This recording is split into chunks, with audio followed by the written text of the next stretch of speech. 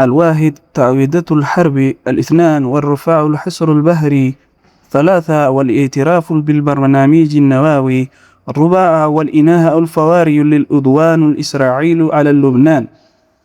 ኢራን እነዚህ አራት ነጥቦች ካልተሟሉ አሁንም ድርድር ብሎ ነገር የለም ብላለች።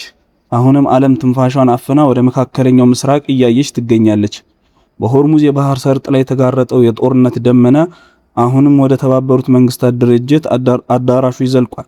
በአንድ በኩል 112 ሀገራትን ያስተባበረ የዲፕሎማሲ ዘመቻ፣ በሌላ በኩል ደግሞ የአሜሪካውያን የኑሮ ውድነት ለኢራን እጄን እንድሰጥ አያደርገኝም የሚሉ የፕሬዝዳንት ትራምፕ ግዴለሽ ንግግር።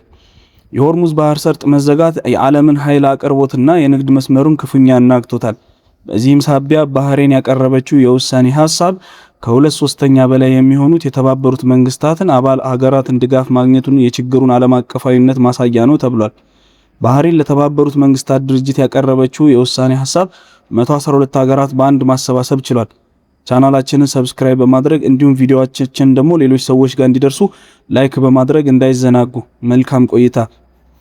ከአውሮፓ ህብረት እስከ ኤሲያ ከመካከለኛው ምስራቅ ደግሞ እስከ አፍሪካ ያሉ ሀገራትን የውሳኔ ሐሳቡን በመደገፍ መፈረማቸውን ተሰምቷል። ከዚህ ቀደም መሰል የውሳኔ ሐሳብ ግን ቻይናና ሩሲያ ያላቸውን በድምጽ የመሻር መብት ተጠቅመው ውሳኔውን ውድቅ ማድረጋቸው ይታወሳል። አሁን እነዚህ ሁለቱ ሀያላን ሀገራት ያላቸው አቋም በውል ባይታወቅም ዓለም አቀፉ ጫና ግን በኢራን ላይ የበረታ መምጣቱን ተንታኞች ይገልጻሉ።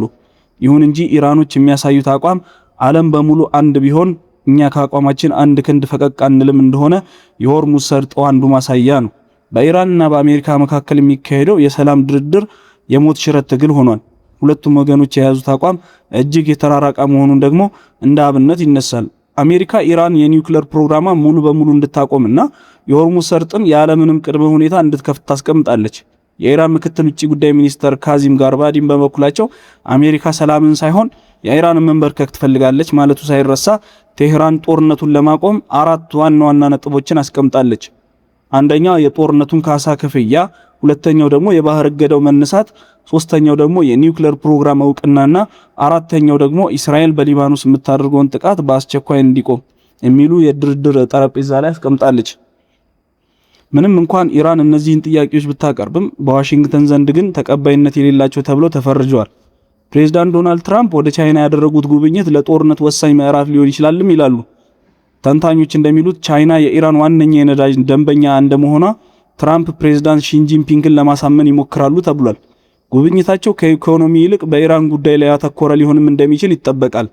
በአሜሪካ በአሁኑ ወቅት የዋጋ ግሽበት ደግሞ ጣሪያ ነክቷል። የነዳጅ ዋጋ መናር የትራምፕን የፖለቲካ ተቀባይነትም እየሸረሸረው ይገኛል።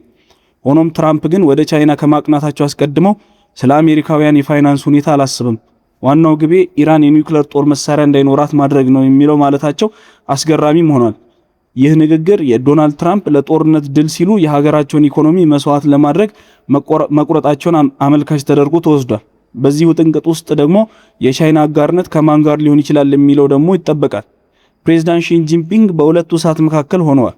በአንድ በኩል ከኢራን የሚመጣው የነዳጅ አቅርቦትና አጋርነት፣ በሌላ በኩል ደግሞ ከአሜሪካ ጋር ያለው የንግድ ግንኙነትና የቻይና ውሳኔ የጦርነቱን መልክ ሙሉ በሙሉ ሊቀይረው እንደሚችልም ይገመታል። እናንተም ሐሳቦችን ኮሜንት ላይ አስቀምጡልን። እንደ ኳታርና ቱርክ ያሉ ሀገራት ደግሞ ጦርነቱ ከቀጠናው እንዳይሻገር እየሰጉ ይገኛሉ። የቱርክ ውጭ ጉዳይ ሚኒስተር ሃካን ፊዲም የሆርሙዝ ሰርጥ እንደ ጦር መሳሪያ መዋል የለበትም ሲሉ አስጠንቅቀዋል። ፓኪስታን አሁን ላይ አንደኛ አስተማማኝ አደራዳሪ እየታየች ሆና ትገኛለች።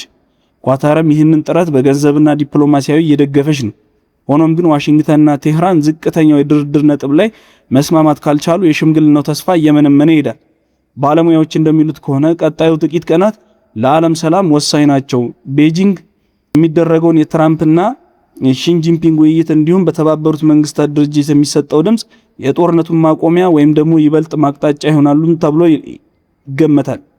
ውድ ተመልካቾቻችን ቪዲዮአችን ሌሎች ሰዎች ጋር እንዲደርሱ ላይክ በማድረግ እንዳይዘናጉ። ሰላም በእናንተ ላይ ይስፈን።